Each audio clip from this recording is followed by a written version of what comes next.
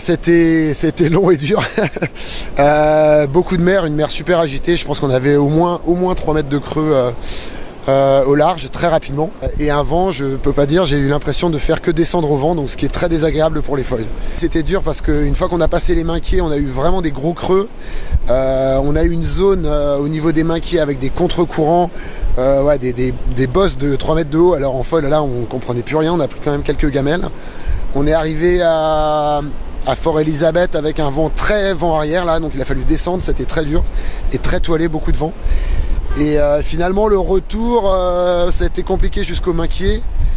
Après les Minquiers, c'était plutôt pas mal, sauf que le bateau accompagnateur est tombé en panne aux Minquiers.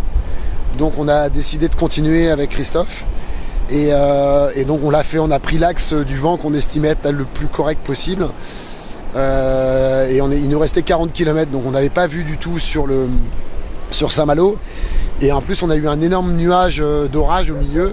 Donc on a contourné le nuage d'orage. Un coup Christophe sous le vent et moi au vent. On s'est rejoint derrière. Et à partir de là on a vu la côte. Et on a supposé que le cap qui était là-bas c'était Fréhel. Donc après une fois qu'on avait le cap Fréhel en ligne de mire, on a pu corriger le tir. Voilà.